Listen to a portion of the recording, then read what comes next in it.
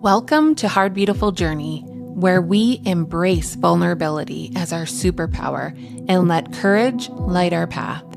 I'm Tiff Carson, here to share heartfelt stories of healing, grief, and resilience.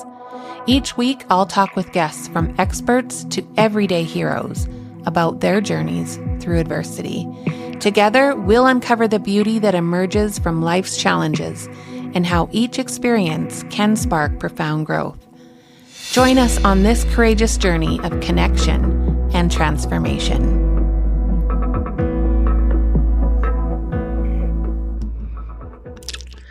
Let me ask you something. Where in your life are you showing up, but not really present? Maybe it's your work, maybe it's your healing journey, maybe it's your relationships. You're doing what's expected, you're getting it done, but something in you knows that you're not really there. Today's guest, Marcy Axelrod, has spent over 2 decades researching this exact phenomenon. Why we go on autopilot, what pulls us away from our design, and what it means to truly, fully show up in the way that we are built to. Marcy's work has been praised by leaders at Stanford, Yale, and Harvard, and trusted by global companies like HP and Cisco. But it's her ability to bring this knowledge into the personal, the human, and the real life messiness that's going to make this episode so powerful. But before we dive in, I want to ask you this. Where have you been just showing up? And what would it feel like to stop surviving and really live again? Hold that close and let's begin. Hello, Marcy. How are you? Tiff, it is so wonderful to be here. And I have to tell you today, I'm actually really good because, and I know your listeners will relate, both of my kids are in pretty good places. Oh, So as any parent knows, we're only feeling as just inspired and jovial as the state of our children kind of let us be, right? Because that connectedness is so transcendent. absolutely. I feel that to my core. So yeah, thank you for sharing that.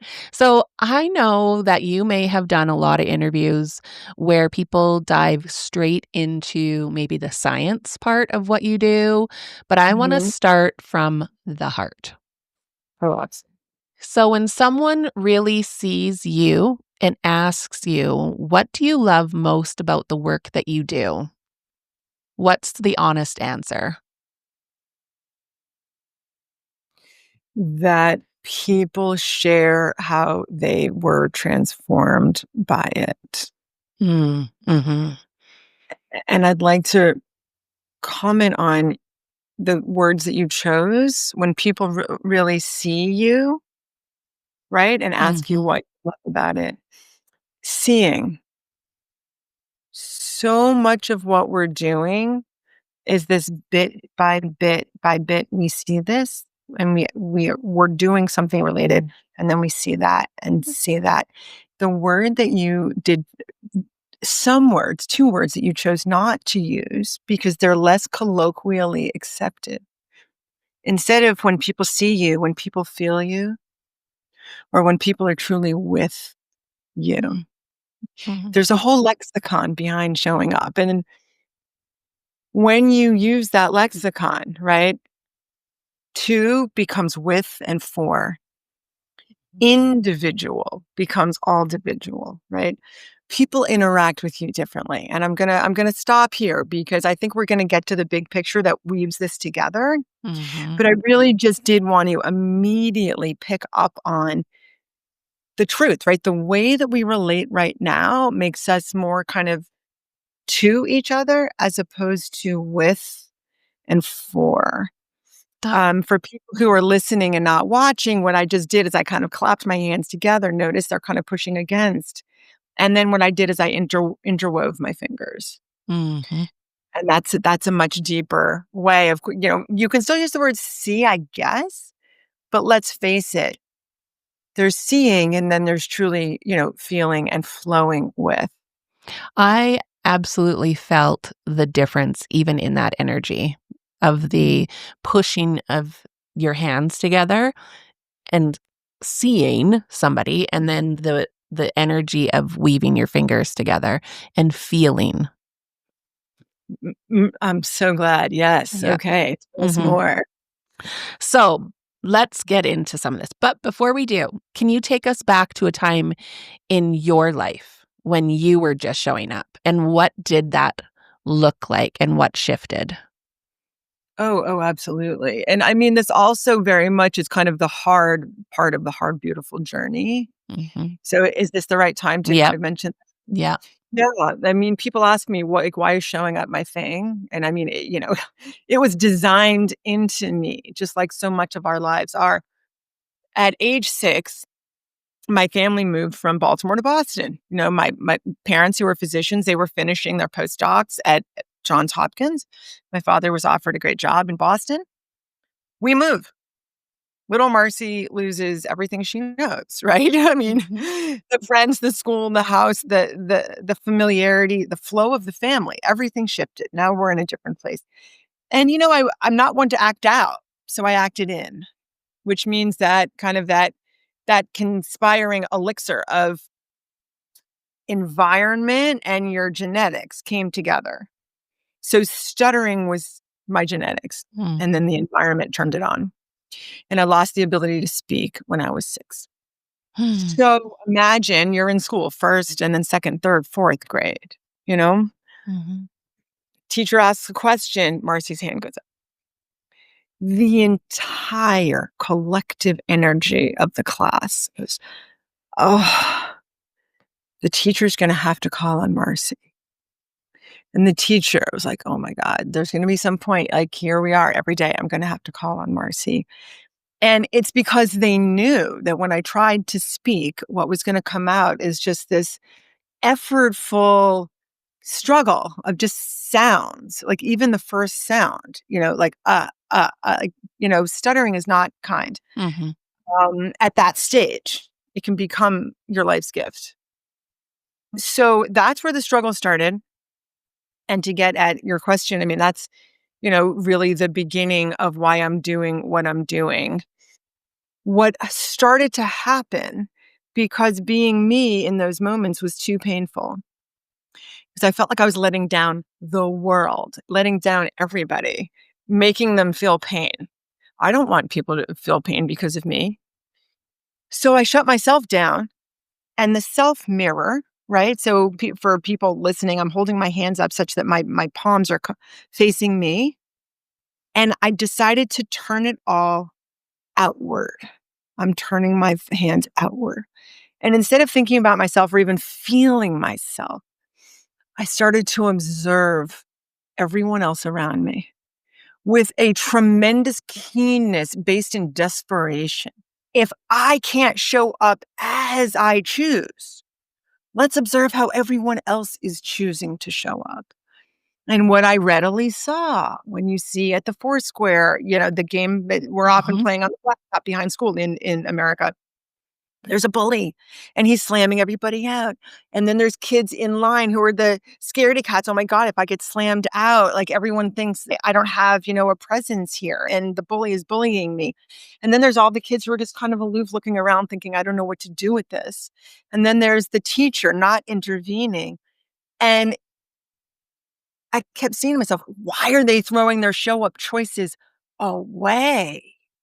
So that was the beginning. And that's the answer to your question about, like, was there a starting point? Mhm. That was my starting point. And in essence, it shifted my life away from Marcy, the I, me mind, right? That lives in the ventromedial prefrontal cortex of our brain. It's the source of our sadness. This is what was measured in that study where people were kind of left alone for 15 minutes and they had an option of shocking themselves. And, like, it's something like almost 60% of men and over 50% of women chose to self-inflict pain instead of being able to sit alone with their thoughts, right? That's the I, me, mind thing that Mhm. makes us miserable. I kind of just left it behind and started to focus on others. And you can call it getting rid of your ego, because like mine didn't matter. I didn't want it when I was Mhm. sick. When you don't want something when you're sick, it's like you have a very unique, magical way of getting it done. I Yep. think your guest spoke about this, and everyone talks about ego in a different way, but I think it's very clear focusing on the self in some way, especially as defined in our Western culture now, is harmful. We lie to ourselves. We talk to ourselves in detrimental ways. We believe what the world tells us about here's what success is. Such lies. It's not what you wear or how you look or what job you have or what title you have or whether you've checked the boxes that someone else told you are meaningful. No. So anyway, I'm going to stop there. But this is where the truth about showing up really starts. Wow, all the way. And that's interesting. It's in that 6 year, right? Because in 1 to 7, that's usually, right, when things are, how do I word this? That's where some of our real challenges might start in our life. Would you agree with that? Mm, yes, yes. So the developmental theories of Piaget and Erickson and things, when you look at when the brain of a child matures to a point where they can start to structure something other than the I as their absolute only thing. Yeah. Yeah. Mhm. It's in the 7, 8, 9, around 9, something really different shifts. Mhm.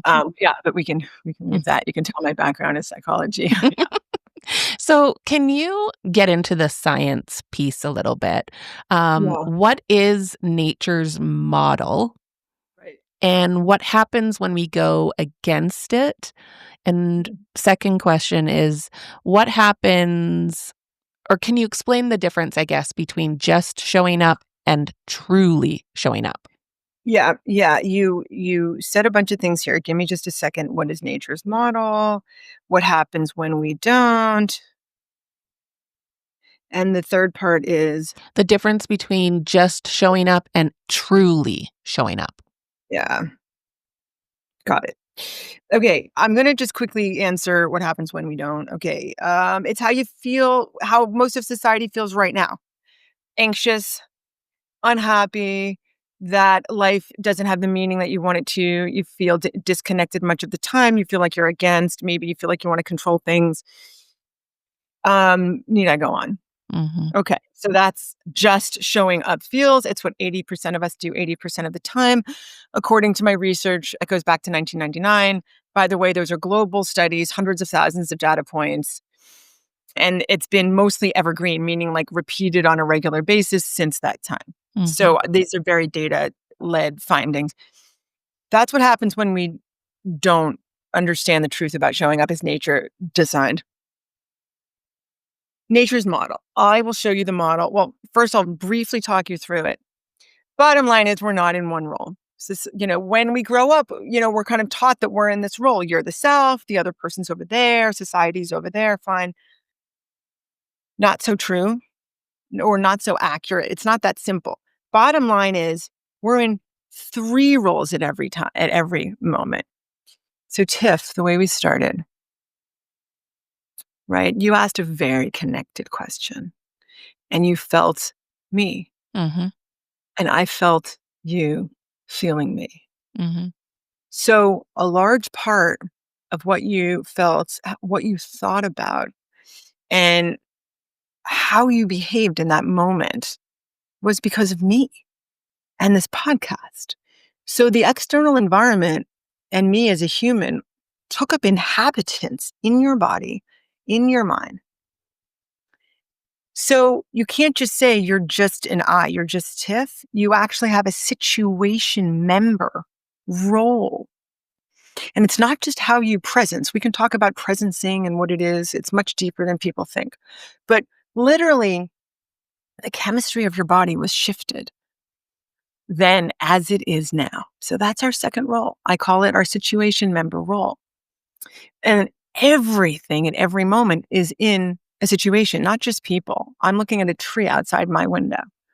Were it storming, the tree would be doing something very different than it's doing right now, extremely calm with no wind, drinking in the sun. So the tree has a life that's also a member of a situation. Are there other trees near it? Is it in a desert? Is it by a river? So all of our lives, each moment, are interacting with the outside world based on what's going on, right? No one's going to argue with that. Mm-hmm. The third role that we're in is the broader picture. Why are you doing a podcast? We're doing a podcast because society came to a point where it offered this to you as a way to express a really important core of who you are. You're not just the accountant, Tiff, right? Mm-hmm. And you want to be helpful to the world, and you want to bring expertise and distribute it such that people can choose to help themselves, right? Mm-hmm. Yep. So there's a societal member role. Everything that we're doing right now is because society has told us it's a good thing for you and I to get together on this podcast now, right? We're also a member of a family, a company, a sports team, a community, a religion, a race, whatever it may be, an ethnic background. We're all part of something beyond ourselves. So those are the three roles that we're in. And you might say, well, Marcy, why does this matter? I've kind of known that my whole life. So like, where's the so what? The so what is that when I'm in front of a group and I say, everybody, we're going to do a pie chart. What's your pie chart about how you live in your three roles? The default thing is people draw a line straight down the middle and their self role gets about half their focus. And they say, and then they kind of come back and say, it's not really this way, but like 25% is like my societal role. I try to recycle and I've got a hybrid car, right? And then 25% is that like I really try to presence in the moment. And when you look at that, it's like, well, is it creating meaning in your life to be so focused on yourself? Basically, what I believe is how nature designed is that we have an equal distribution.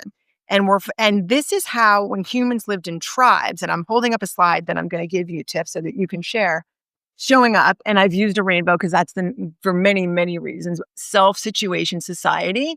Mm-hmm. It looks more like a peace sign. That's not happenstance. Mm-hmm. Okay. And Yep. what it leads to, I'm going to explain what the relationship is between the three roles and moving from living barely there through just showing up into truly showing up. When you think about everything, think about the tree out there. Is it more just the individual tree? Or is it also maybe 30% the fact that it's right by a river? That's a big part of its existence, right? The fact that maybe you're a parent, that's a big part of your existence. And how you choose to interact within society. It's much more of a 30-30-30 type of thing. But we live disproportionately in the self because our society, unfortunately, has taught us all about, the brand of you, and it's all about you, and you have to do this, and you have to achieve this. We've very much lost the turning of ourselves outward. As we evolved as humans, we were in tribes. And we lived much more on the land in nature. That's our situation member role, and much more connected to the other, let's say 100 or 125 people in the tribe. If the main hunter had an injury and couldn't hunt, maybe no one in the tribe for the next week had the big game to eat. Mm-hmm. So literally what we fed ourselves was limited because of something else going on in the tribe. Are you with me? We were very much interconnected. My fingers Now, are like this. yes, Mm-hmm. yes. Now we can pick up the newspaper and we see the struggle of people, let's say in Gaza and Israel or Ukraine and Russia on the front cover. Our heart sinks, but what do? Unless we're going to go over there and help in some material way or change our lives and help, we put up a wall. And it hurts and we don't like it, but we do it because we've got to go on with our own day. And the reason we hate doing it and it cleaves us from our hearts is because we no longer live in such a connected society. We are not designed to be so in touch with what's going on so far away in a place where we really can't do that much. Mm-hmm. Right? Unless we're going to go stop our life and go to where the flood victims are of the recent storm. Right? We aren't designed to shut ourselves off so much. We are designed to very much live where what we feel literally changes what we do right now. Okay, I'm gonna stop there. So nature's model, we're in three roles, and there are three levels. The more you live more evenly in the three roles, the more you naturally start to truly show up. And I can tell you a story at the right time about how this works Mhm. because you've experienced it. You've experienced the transition. Less left brain, get it done mode, and more right brain, I'm feeling you. But Mhm. beyond that, I'm feeling you feeling me. Mhm. Mhm. Now I feel felt. Those are the words of Dr. Dan Siegel, who I consider to be the founder of a field of medicine called interpersonal neurobiology. But it's not just neuro, and I'm pointing to my brain now. The mind and the heart are very much connected. It's your entire body. Mm. And he talks about feeling felt. And when you feel felt, you're deeply interconnected with someone. And you can say this is truly what love is. Love is that depth of presencing with another. They can be a stranger, Tiff. About love for a stranger? I sure have. Okay. Did I answer your 3 questions at least at a You sure did. And it's opened up a whole bunch more. And like I told you before we started, I want to be one of your students for a few minutes. So, can you walk me through a part of your showing up process? And yeah, I'm just going to let that land and let's work on that. And I know I use different words than what I used before. See, I'm like, okay, go. Okay. All right. Quote, walk you through the show up process. Yeah. And it's not my process, it's nature's process. Mhm. All I've done is put words and a model on it, Mm. and I don't really think in terms of opposites because they don't really exist. There's no real right and wrong, right? If you keep going north, you end up coming up from the south, all of that. You can't cut a magnet. The north can't get rid of the south. If you can chop the magnet, the south pole even gets closer to the north, right? Mhm. So walk you through part of my process. What I will do is support you in experiencing your own transition into truly showing up more deeply. I do believe you're truly showing up right now. So I'm not taking you from a just show up state into a truly show up state, but Mhm. let's start. So what I'd like you to do is envision in your mind someone who is challenging you. Okay? Mhm. Tell me what you feel about that person. Well, I have a couple. It's hmm, tell me what I feel about Yeah. a little bit of heartbreak mixed with sadness. Not sadness, longing, I guess, for it to be different. Hmm. Heartbreak and sadness. So you're already connected with them in your heart. Mhm. Should I say who it is and what it is? No, let me do this first. Let me share a story because I think you're already truly showing up and feeling that person. Mhm. Let me share a quick story of someone who started more in the just show up and how they transitioned to truly show up. Mhm. Because you may be kind of quite far already into the green, truly show up. Mhm. I met a gentleman at a gym where I go, and he was holding on to an infant, happened to be his grandson. And I remarked to him how beautiful the relationship felt to me. And then we parted. And about a week later, I get a message. He had looked me up and found me. And he said, Marcy, what you said impacted me so deeply. He said, because I've never truly, I felt been in the moment. And you felt it with my granddaughter and I didn't. And I can't, I'm so desperate to feel that. Mm. Would you help me? Mhm. So I said, yes. And we met at 11 a.m. at a cafe. This is like 3 months ago now. And we get to the cafe and he's telling me about his past and his parents would fight. And there were 3 sons and he would feel like everyone would be afraid. And he felt so ungrounded that he just naturally started to protect his younger brothers. Hey, let me help you with your schoolwork. Let's go out and play basketball. Like it'll be okay. He went into protector mode. Mhm. And his protector mode became so deep and so desperate that his entire life is designed by protector mode. He has 5 kids. He married a woman who really depends on him and wasn't really self-sufficient. And he said, Marcy, even when I'm on vacation, what's happening is I'm always like, okay, is this set? Is this set? Who needs to be here? Da, da. And the moment everything's good and I can check every box, my mind says, what's next? What's next? What's next?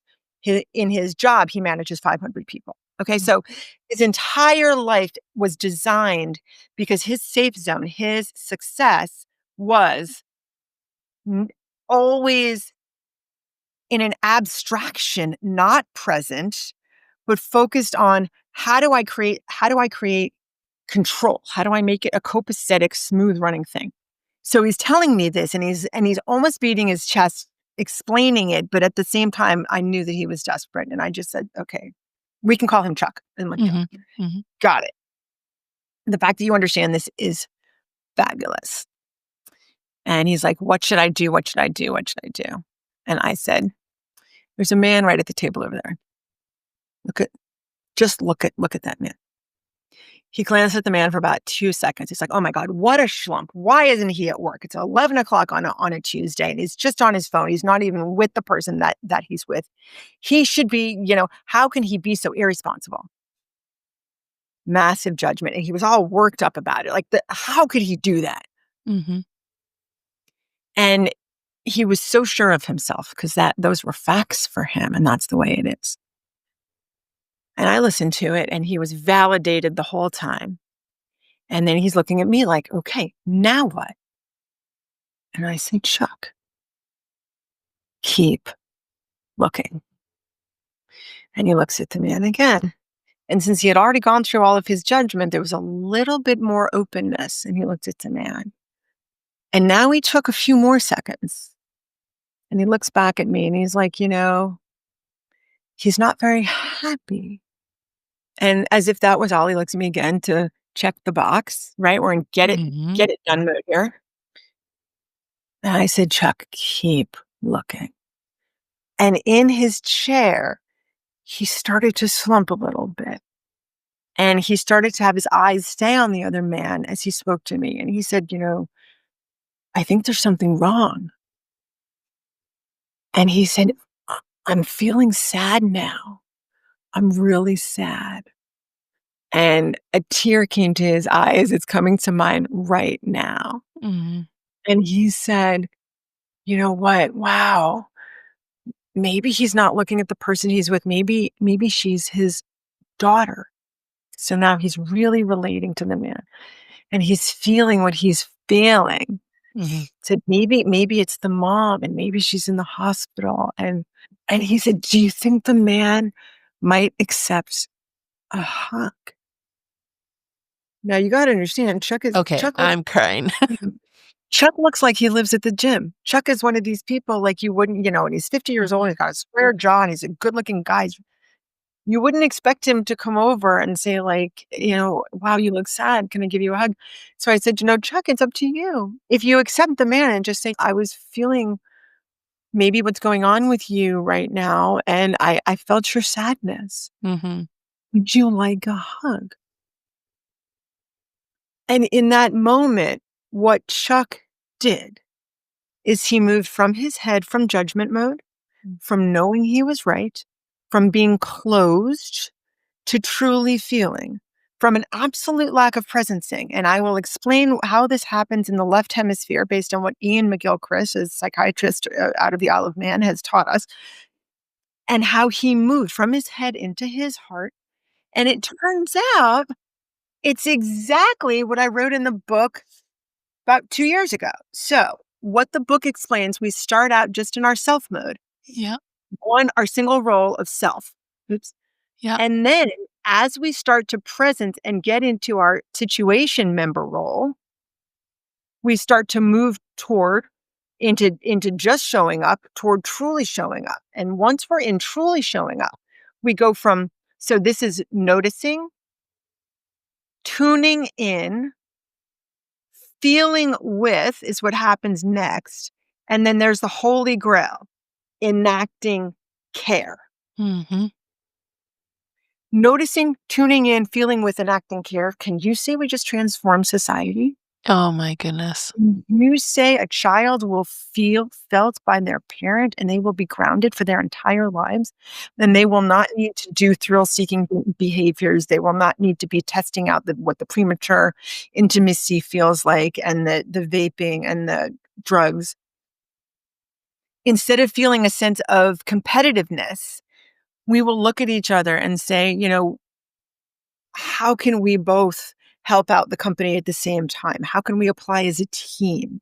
What can we do together? I mean, revolutionary thing. Mhm. So that is the process that Chuck went through. And the entire thing was about 3 minutes. Mhm. Mhm. 3 minutes. And he said to me, he's like, Marcy, I've never felt misconnected to somebody. And he's a total stranger. Mhm. So what I recommend to people often ask, Marcy, how do we practice truly showing up? Every day, I want you to just look at someone. It can be someone from across your kitchen. It can be within an office. It can be at a line at a checkout. Look at someone and just let yourself be with them. You will notice immediately how you breathe is changing. It's deepening. It's going from often a shallow thing to a deeper thing. You will notice your gut and your muscles around your chest opening. Mhm. You will notice how you stand and how the weight is borne on your feet shifting. And as you do that, you will be perceiving the other person less as an object. You will be less to them and more with and for them. And that is how truly showing up plays out. And the reason I think we weren't going to get through this process with you is because right away you said heartbroken. Mhm. Mhm. Are you with me? You were already into the green. Mhm. You weren't, had you started with, I have a teenager in the house and why can't they do this? And I'm so, right. You would have had to start out in that less connected mode, a Mhm. less caring, because that is how most of us walk down the street and the moment you're in get it done mode, you're not engaged in feeling with. All right, I'm going to pause there, but I hope, have I demonstrated what you wanted? So, I am just blown away. And like you said, I'm definitely feeling like I'm in closer to the green with this person. Feel myself in moments go back right to red. Right, right. I'm so glad you said that. Tell me when and how that shift takes place so that everybody can hear about it. When there's so this is interesting. I'm going to say who it is just to Okay. it's my daughter and she is almost 17 and Yep. I'm she so with has you. 15 and 19. I am so with you. 12-year-old twin brothers. And so we had her for 4.5, almost 5 years without them. And Mhm. then she was our life. And then her brothers came along, and twins is no joke. And she definitely, didn't get our attention like she used to. And I know that some of that has because she was in those developmental years, 4.5, almost 5. And there's still so many times where she lashes out at them, just lashes out at them. And when that happens, my whole body just tenses up and I have to remember to and I'm doing breath work and somatic training right now to really get into my body and really slow down my breath but there's moments where literally, Mars, I just fly right to red. I lose it. Right. And you It treat happened on her our vacation just like the last couple weeks, and afterwards, I feel terrible, but what I have learned in the last few years since my brother passed away is that I am going to deal with this sooner than later. I am going to have a conversation with my kids. I'm going to share my heart, share what happened, why I said what I did, why I reacted the way that I did, so that right. it's not a mystery, I guess, of why mom went off the rails. So that's how I go from red and make my way back, I think, to close to green or in green. Yeah, yeah. And for everyone who's not seeing the visuals, barely there is red, level 1, and then we get into orange and yellow just showing up, and then truly showing up, you get into green. So there are 3 levels of showing up. 1, 2, 3. Barely there, just showing up, truly showing up. I was just trying to make it simple. These have always been there, right? It's kinda like that book, How Full Is Your Bucket? If any of you know that, and they say everyone has an individual has their own kind of bucket of water above their heads, which is basically their emotions and how kind of full of nourishment they are, such that they're able to withstand with optimism kind of negative things that happen throughout the day. So 1, 2, 3 is kind of my version of everyone's making a choice at every moment how we show up. And we're always at some level. I love that you said you're gonna kind of really like reflect for your kids and talk back through this, because what you're doing is you're explaining the levels of showing up. Now, most people just show up. And the reason they just show up is because many people don't realize they have a choice. They don't understand. Like we all have some sense of like, hey, I wish I had done that. I wish I'd behaved that way. Oh, gee, how did that happen? I should have known better. But when you know that, I mean, really, there are 3 distinct levels. And I mean, someone else could put 5 levels on it. It doesn't really matter. I felt that there's definitely some version of really not good and some version of really good. And what's in the middle is really the important thing to describe. Just showing up. And so if it's okay, let me explain this. Mhm. To survive out in the wild, we needed to do 2 things. We needed to feed ourselves, and I'm doing like a grab and get type thing, and we needed to not be fed to something else.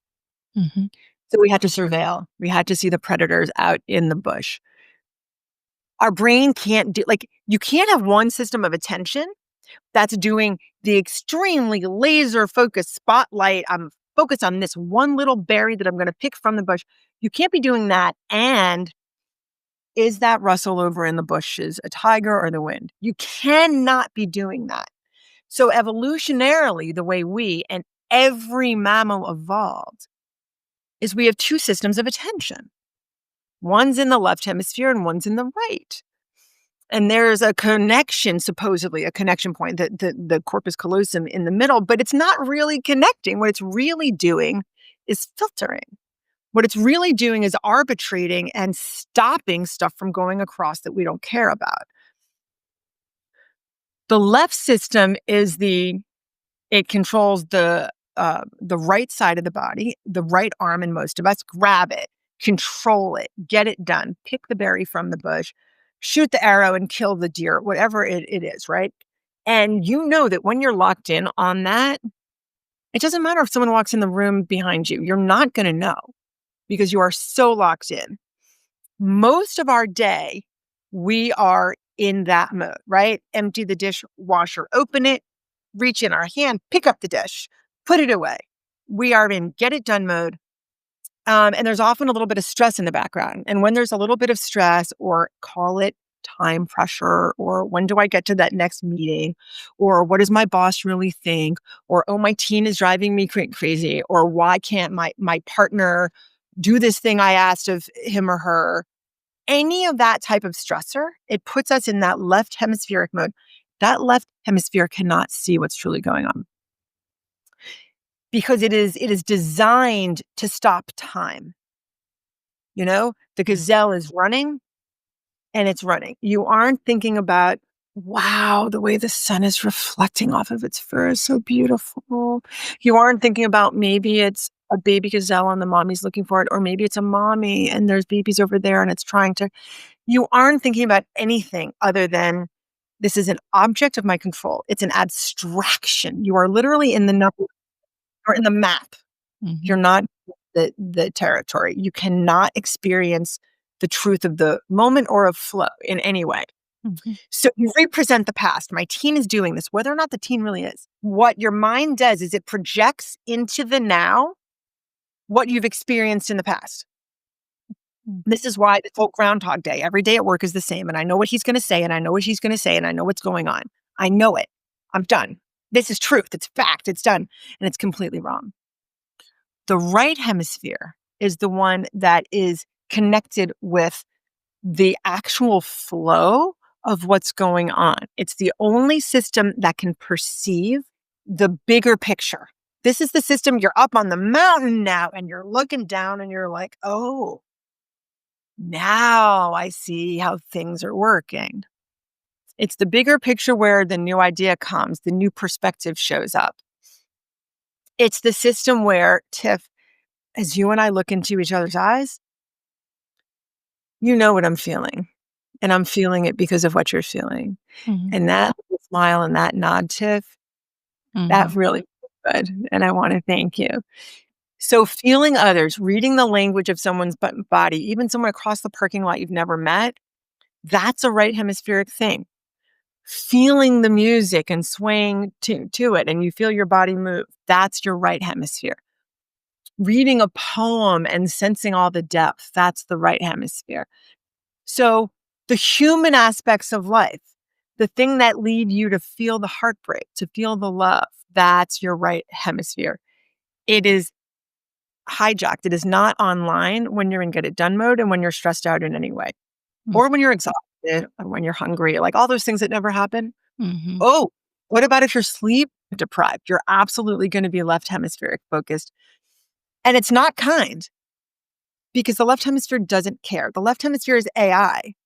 However accurate the AI chat bot therapist may be, oh, you're feeling this way. Oh, and I bet you feel this way. And the words are perfect. Mhm. And it feels like it's a human and we anthropomorphize.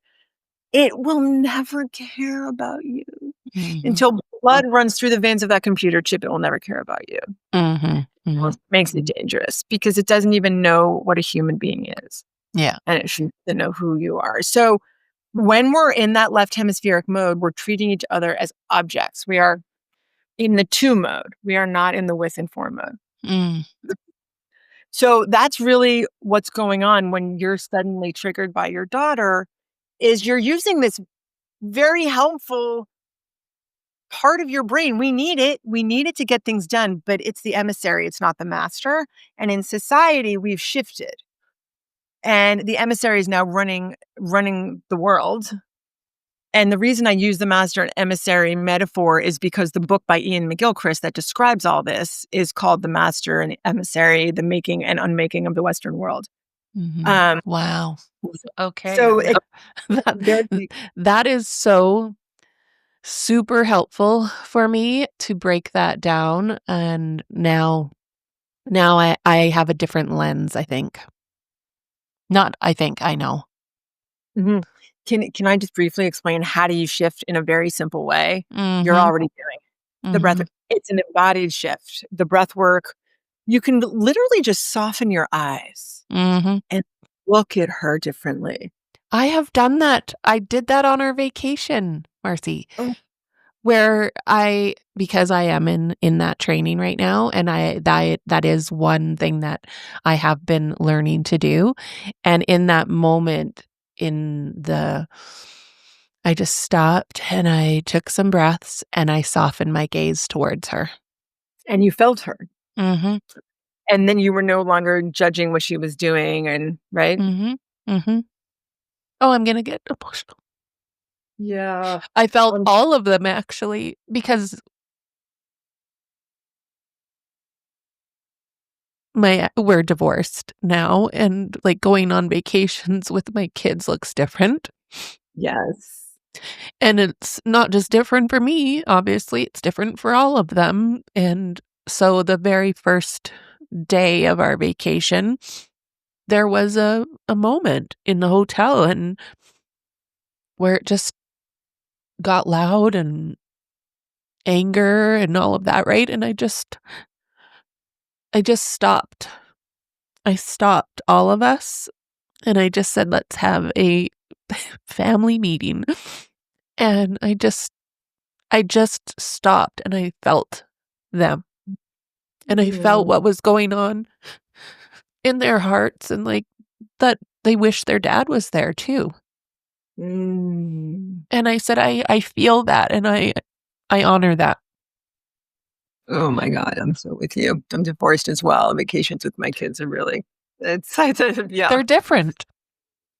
They're Well, different now and my kids, beautiful. yeah, it's a success that they go with you Mhm. because mine refused. So, yeah. It's Wow. Oh yeah. my god. Seems like you did such a great job. You said we're gonna pause and have a meeting, get, some family time, and Mhm. the And we're word going meet oh, sorry, go the on. word the word meeting, by the way, is a brain focus thing. It's not a heart focus thing. Uh-huh. We're gonna have a family reconnection time. We're gonna reset. I don't know how you wanna do it, but yeah, label it for what you want Yep. it to be. Yep. Oh, wow. How successful that you even knew you noticed, right? The book's about choose. You chose. You said, "I see what's going on here," right? You've gotta as you move from barely there into just showing up, the first thing is notice. Notice and then tune in, feel with, and act care. You did the entire thing. Mhm. And you probably reset your kids. How did they respond? Really well. And we went and had dinner, and it wasn't tense, it was we were joking around, and, like, I can feel that energy shift Mm, when I connect with them and when I feel what's going on in their hearts and in their energy, right? And so if there's people that like Chuck, how you worked with Chuck, mm. you gave us an exact like, feel what's going on, right?